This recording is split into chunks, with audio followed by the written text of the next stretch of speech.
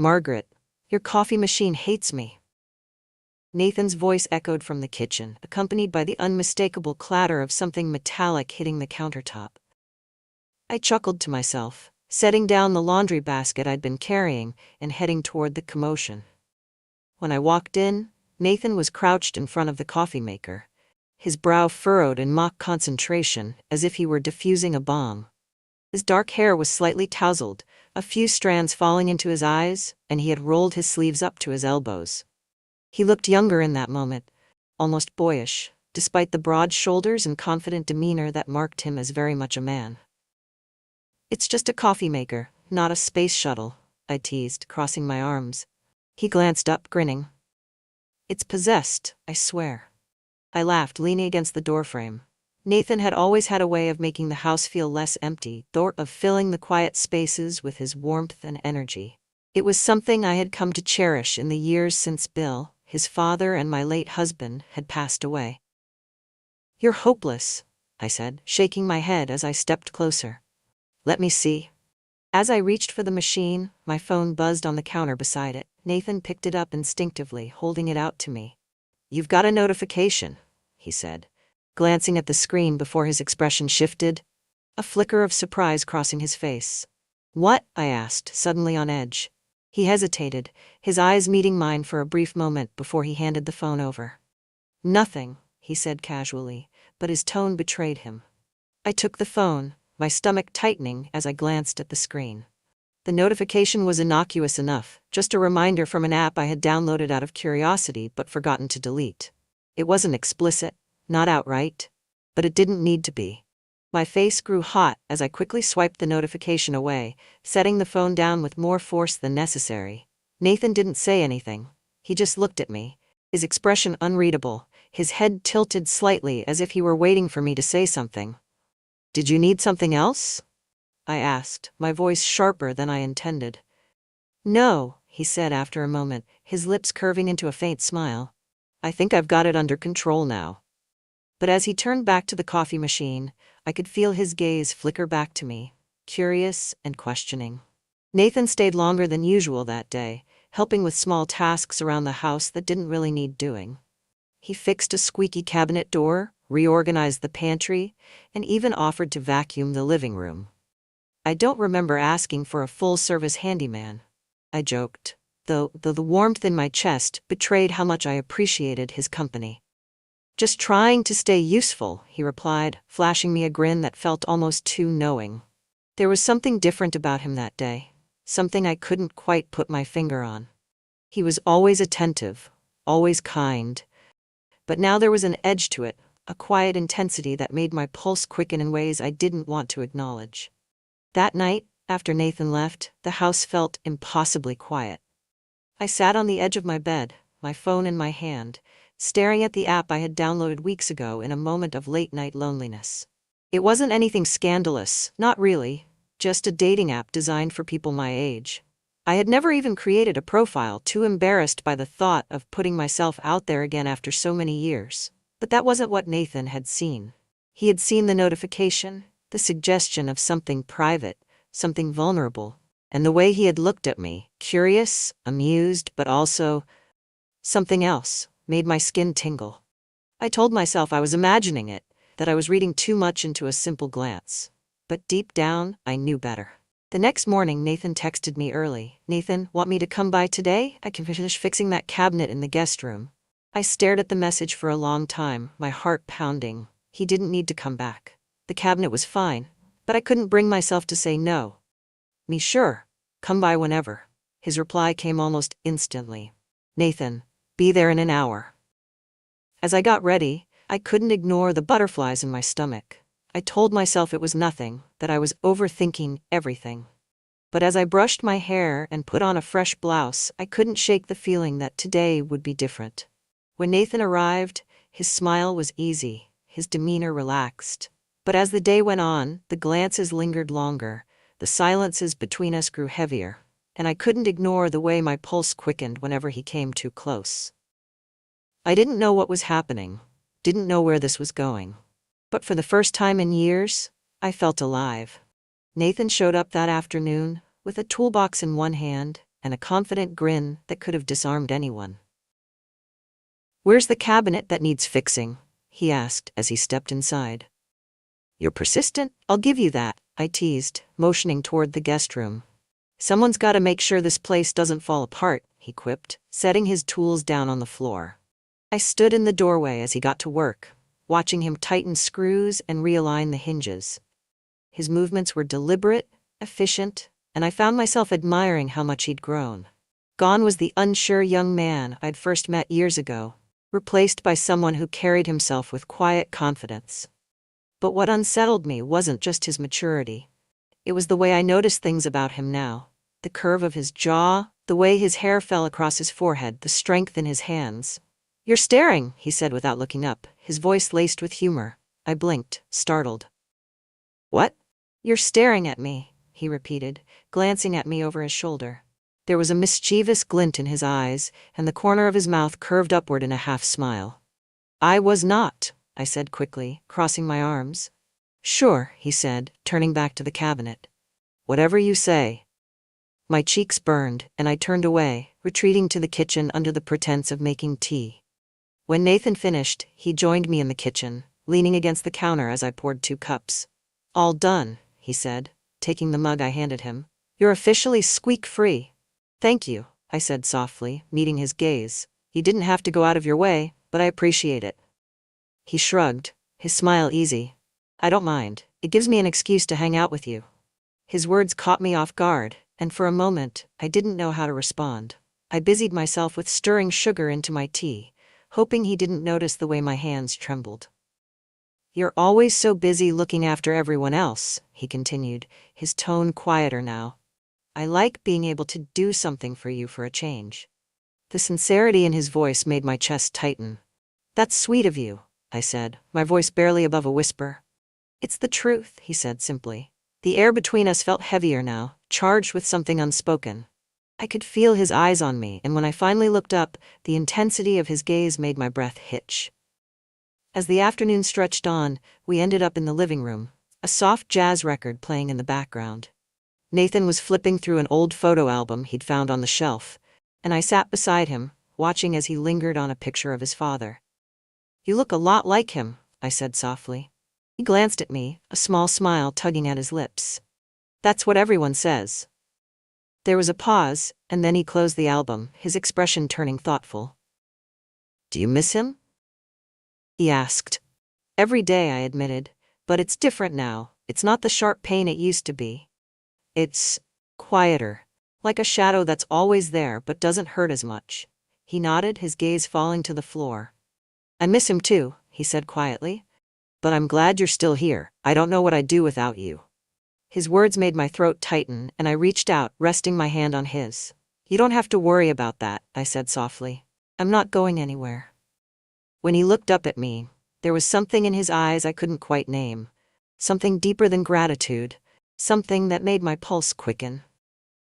As the day turned to evening, Nathan stayed for dinner.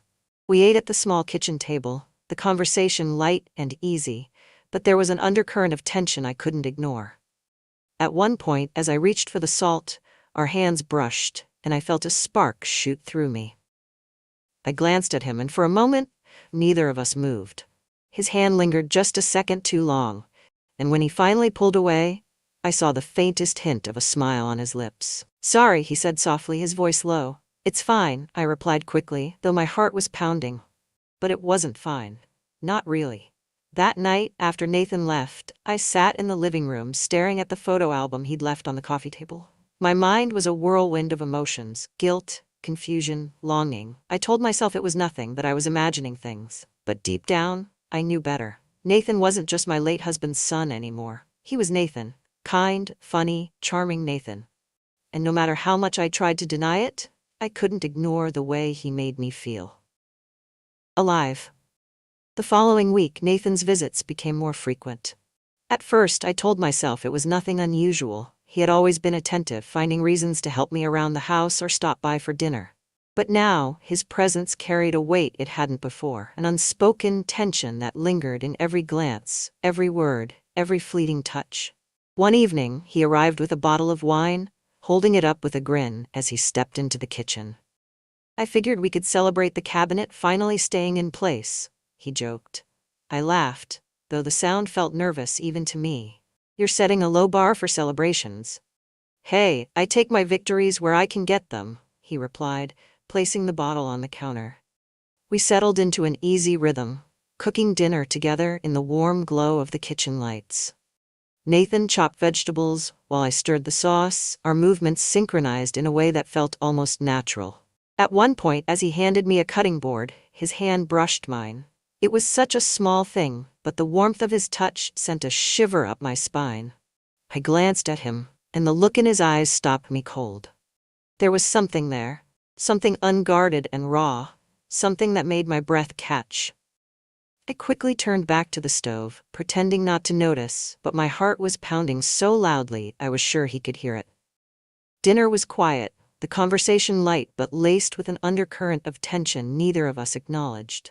After we'd finished, we moved to the living room, the bottle of wine sitting between us on the coffee table. Nathan leaned back on the couch, his arm draped casually over the backrest, his glass of wine cradled in his hand. "This is nice," he said after a moment, his voice soft. "What is?" I asked, looking over at him. "This," he replied, gesturing around the room. "Being here with you, I feel, I don't know, at ease." His words made my chest tighten and I looked away, focusing on the glass in my hands. "I'm glad," I said softly. He tilted his head, studying me. "Are you?" I frowned, startled by the question. "Of course I am. Why wouldn't I be?" He hesitated, as if choosing his words carefully. "Because I think you're holding back," he said finally. "Holding back?" He nodded. "You always seem like there's something you're not saying, something you're afraid of." His words struck a nerve and I felt my defenses rise. "I don't know what you're talking about," I said, my voice sharper than I intended. "Don't you?" he asked, his gaze steady. The room felt impossibly quiet, the space between us charged with an intensity I couldn't ignore. I opened my mouth to respond, but no words came. Nathan set his glass down on the table and leaned forward, his elbows resting on his knees. "I'm not trying to make you uncomfortable," he said softly. "But I need to say this." My heart was racing, my hands gripping the edge of the couch as I waited for him to continue. "I care about you, Margaret," he said, his voice steady but filled with emotion. "More than I probably should. And I think you feel the same." The words hung in the air, heavy and unyielding. I felt tears prick at the corners of my eyes, my chest tightening as I tried to process what he was saying. "Nathan, this is," I began, but my voice faltered. "Just tell me I'm wrong," he said quietly. I couldn't. The truth was, he wasn't wrong. Before I could think better of it, I stood, needing to put some distance between us. I moved to the window, staring out at the darkened yard, my thoughts a whirlwind of emotions I couldn't untangle. Nathan followed me, stopping just behind me. I could feel the heat of his presence, the steady warmth of him grounding me even as my mind spiraled. "You don't have to be afraid," he said softly, his voice so close it sent a shiver through me. "I'm not afraid," I lied, though my trembling hands betrayed me. "Yes, you are," he said gently. "But it's okay, I'm scared too." His words broke something inside me, and I felt the first tear slip down my cheek. Before I could stop myself, I turned to face him, my emotions spilling over. "This isn't supposed to happen," I said, my voice cracking. "Why not?" he asked, his eyes searching mine. "Because it's not," I said helplessly. "Because it's wrong." "Who says?" he asked, stepping closer. "Who decides what's right or wrong? All I know is how I feel when I'm with you, and I think you feel it too." Before I could respond, he reached out, his hand brushing against my cheek. The touch was gentle, hesitant, as if he were giving me the chance to pull away. But I didn't. When he leaned in, his lips met mine in a kiss that was soft at first, almost tentative. But as I responded, it deepened, becoming something neither of us could control. The world outside faded into nothingness, leaving only the sound of our breaths and the pounding of my heart.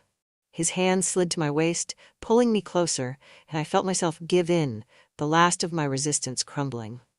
When we finally broke apart, I was breathless, my heart racing. Nathan rested his forehead against mine, his hands still holding me as if he were afraid to let go. "I've wanted to do that for so long," he admitted, his voice trembling. I closed my eyes, my hands gripping his arms as I tried to steady myself. "This is crazy," I whispered. "Maybe," he said, his lips brushing against my temple. But it feels right. His words sent a shiver through me, and for the first time in years, I allowed myself to believe him. The next few days were a whirlwind of emotions I couldn't seem to control. I tried to go about my life as usual, folding laundry, tending to the garden, even baking a pie I didn't need. But no matter what I did, I couldn't stop thinking about Nathan. The memory of his kiss haunted me. It wasn't just the way it felt, soft and insistent, like he was afraid I'd slip away, but the way it had awakened something inside me. For years, I had been numb, going through the motions of a life that felt hollow and gray. But now everything felt sharp, vivid, and terrifyingly real.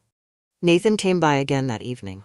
I hadn't expected him, and when I opened the door, I was startled to see him standing there with a toolbox in one hand and a sheepish smile on his face. "Found another loose hinge," he said, holding up the tools as if it were some kind of peace offering. I wanted to tell him he didn't need an excuse to come over, but the words caught in my throat. Instead, I stepped aside, letting him in. We fell into our usual rhythm. Him fixing whatever imaginary problem he'd come up with, me hovering nearby, pretending not to watch him too closely. But tonight felt different. The air between us was heavier, the silences longer, and every glance he sent my way felt like it carried more weight than the last. When he finished, he joined me in the kitchen, where I was slicing apples for yet another pie I didn't need. "You've been baking a lot lately," he remarked, leaning against the counter. "Keeping busy," I said with a shrug. "You don't have to," he said softly. I paused, my hands stilling over the cutting board. "Don't have to what? Keep yourself so busy," he replied, his voice quiet but steady. "You don't have to distract yourself from whatever it is you're feeling." His words made my chest tighten, and I set the knife down, turning to face him. "Nathan, I don't know what you want me to say." "Say what you're thinking," he said, stepping closer. "What you're feeling. Stop hiding from it." "I'm not hiding," I said defensively, though the quiver in my voice betrayed me. "You are," he said gently. "And it's okay. I just need to know if I'm alone in this or if you feel it too." The question hung in the air, and I felt the weight of it pressing down on me.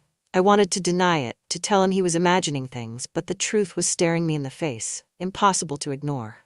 "You're not alone," I whispered, my voice barely audible. The relief that washed over his face was palpable, and he stepped closer, his hands reaching for mine. His touch was warm, grounding, and I felt a shiver run through me as his fingers intertwined with mine. "I don't know how to do this," I admitted, my voice trembling. "We'll figure it out," he said, his voice steady. "Together." Before I could respond, he leaned in, his lips capturing mine in a kiss that was anything but tentative this time. It was deeper, more urgent, as if he was pouring everything he felt into that one moment. I didn't resist. I couldn't. My arms wrapped around his neck, pulling him closer, and I felt myself melting into him, every doubt and hesitation dissolving in the heat of his touch. When we finally broke apart, we were both breathless, our foreheads resting against each other as we tried to catch our breath. "This is crazy," I said softly, my voice trembling. "Maybe," he said, his lips brushing against my temple. "But it feels right." And for the first time, I let myself believe him. We moved to the living room, the soft glow of the lamp casting warm shadows on the walls. Nathan sat on the couch, pulling me down beside him, and I found myself leaning into him, his arm draped over my shoulders. For a while, we didn't speak. We just sat there, the silence between us filled with something unspoken but undeniable. "I've wanted this for so long," he said finally, his voice breaking the quiet. I looked up at him, my chest tightening at the vulnerability in his eyes. "Nathan, I don't know if we can do this," I said, my voice shaking. "We already are," he replied simply. The hours that followed were a blur of warmth and connection, of stolen kisses and whispered confessions. For the first time in years, I felt alive. Truly, deeply alive. Nathan's touch was gentle but insistent, his hands exploring me with a reverence that made my breath catch. Every kiss, every touch, felt like a promise, a reminder that I wasn't alone anymore. When the night finally ended, and Nathan left, the house felt both emptier and fuller all at once. I sat in the quiet living room, the memory of his touch still lingering on my skin, and felt a mixture of emotions I couldn't untangle. I knew we had crossed a line that couldn't be uncrossed, and the weight of that realization pressed down on me like a stone. But beneath the fear and doubt, there was something else, a flicker of hope, fragile but steady. For the first time in years, I felt like I was standing on the edge of something new. Something terrifying. Something wonderful. And for now, that was enough. The following evening, I sat on the back porch with a glass of wine, the fading light painting the sky in hues of orange and pink. The air was heavy with the scent of freshly cut grass, and the sound of cicadas filled the silence around me. Yet my mind wasn't on the beauty of the evening. It was on Nathan. I hadn't seen him all day, and though I told myself it was a relief to have some space to think, I couldn't ignore the ache of his absence. The way his voice softened when he spoke to me, the warmth of his touch, the quiet intensity of his gaze, it was all etched into my memory, impossible to forget. When the sound of his truck pulling into the driveway broke through the quiet, my heart leapt in a way I couldn't control. I quickly set down my glass, brushing my hands over my blouse as if to smooth away the nervous energy coursing through me. Nathan stepped onto the porch, his smile soft but hesitant, as if he wasn't sure how I'd greet him after everything that had happened. He held up a bag of takeout, the smell of Thai food wafting toward me. "Figured you might not have eaten yet," he said. "You figured right," I replied, my voice softer than I intended. He sat down beside me, placing the bag on the small table between us. The proximity of him, the quiet weight of his presence, made my pulse quicken. For a while, we ate in silence, the tension between us palpable. I could feel his gaze on me, but I didn't dare look up, afraid of what I might see, or what I might feel. After dinner, as the night deepened, and the stars began to emerge, Nathan leaned back in his chair, his glass of wine cradled in his hands. "I've been thinking about us," he said suddenly, his voice breaking the quiet. My heart skipped a beat and I looked at him, unsure of how to respond. "What about us?" He turned to face me fully, his expression serious but calm. "About what we're doing, about what it means." I swallowed hard, my chest tightening. "Nathan, this is complicated." "I know it is," he said, his voice steady, "but that doesn't mean it's wrong." His words hung in the air, heavy with meaning. I felt my breath catch, my thoughts a whirlwind of doubt and longing. "People wouldn't understand," I said softly. "Maybe not," he replied. "But this isn't about them. It's about us. What we feel, what we want." "What do you want, Nathan?" I asked, my voice trembling. "You," he said simply, his gaze unwavering.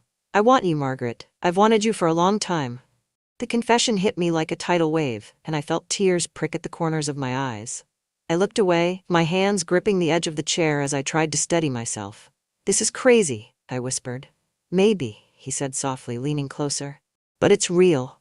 I turned back to him, my chest tightening at the vulnerability in his eyes. "What if we regret this?" "I won't," he said firmly. "And I don't think you will either."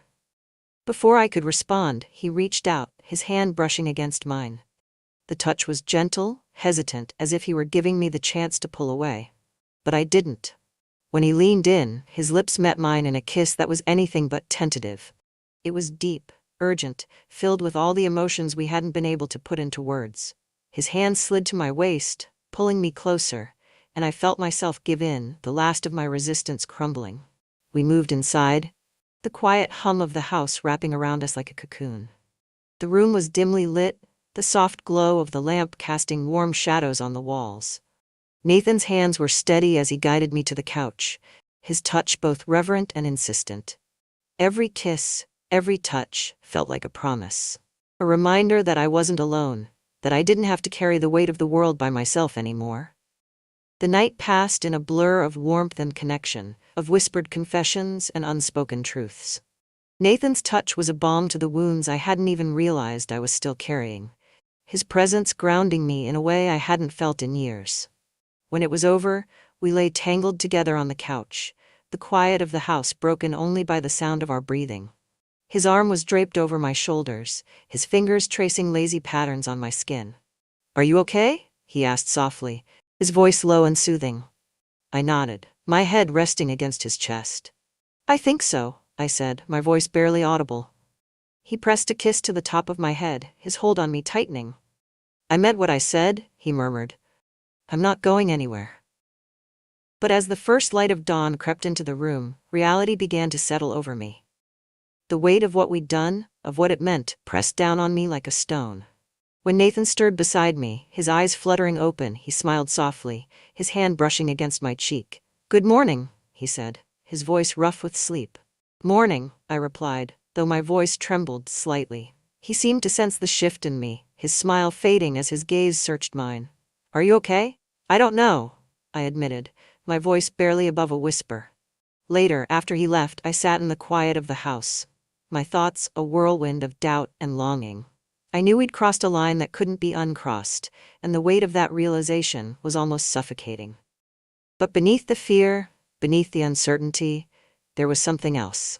A flicker of hope, fragile but steady. For the first time in years, I felt alive. The house felt emptier after Nathan left. The sunlight streaming through the windows seemed colder, the usual hum of the refrigerator louder, as though the house itself was reminding me of the silence he had left behind. I sat at the kitchen table, a cup of coffee growing cold in my hands, staring out at the garden. The events of the night before replayed in my mind with relentless clarity. The warmth of his touch, the intensity of his gaze, the whispered confessions that felt too big to carry in the daylight. What had we done? I couldn't decide if the ache in my chest was guilt or longing. The sound of my phone buzzing on the counter broke through my thoughts. I picked it up and saw Nathan's name on the screen. My chest tightened as I opened the message. "Nathan, can I come by later? I want to talk." I stared at the screen, my heart pounding. Part of me wanted to tell him no, to buy myself more time to make sense of what had happened. But a larger part of me, the part that still felt the ghost of his touch on my skin, couldn't bear the thought of pushing him away. "Me? Okay, see you soon." His reply was immediate. "Be there at 4. The hours leading up to his arrival passed in a blur of nervous energy. I cleaned the house, though it didn't need it, and rearranged the living room furniture twice before settling it back the way it had always been. When I heard his truck pull into the driveway, my heart felt like it might leap out of my chest. He knocked softly, even though he'd never needed to before. I opened the door, and there he stood, his hands in his pockets, his expression a mix of hope and uncertainty. "Hi," he said softly. "Hi," I replied, stepping aside to let him in. We sat in the living room, the coffee table between us feeling like both a barrier and a lifeline. For a while neither of us spoke, the silence heavy but not uncomfortable. Finally Nathan broke the quiet. "I'm sorry if I made things harder for you," he said, his voice steady but laced with emotion.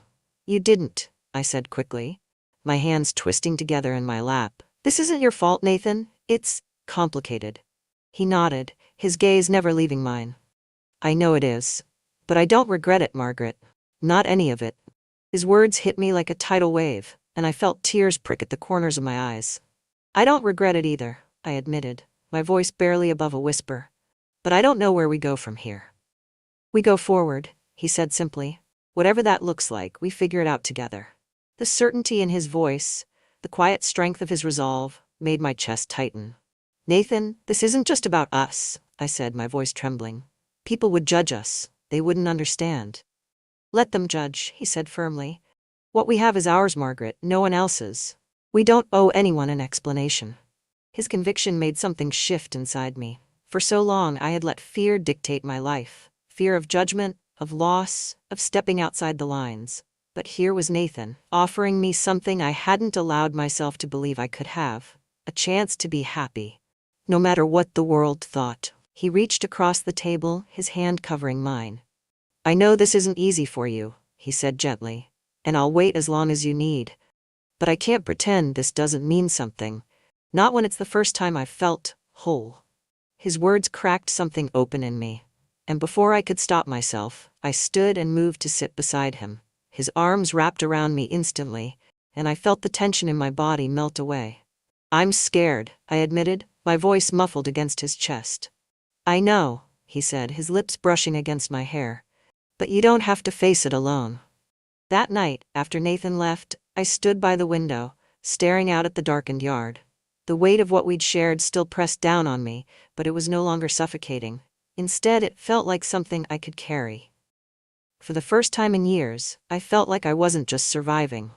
I was living. A week later, Nathan came by again, this time with no excuse, no toolbox, no takeout. He simply stood on the porch, his hands in his pockets, his expression steady. I was thinking, he said, his voice soft but sure. Maybe we could go somewhere, just for a little while, get away from all of this. Go where? I asked, my chest tightening at the thought. Anywhere, he replied, his smile soft but hopeful. Somewhere no one knows us, somewhere we can just be us. The idea terrified me, but it also lit a spark of something I hadn't felt in years. Possibility. I'll think about it, I said finally, my voice trembling but resolute. He smiled, his hand brushing against mine as he turned to leave. Take all the time you need. That night, as I lay in bed, I thought about his words, about the life I had built and the one he was offering. I didn't know if I was ready to take that leap, but for the first time in a long time, I felt like I had a choice. And that, I realized, was enough, for now.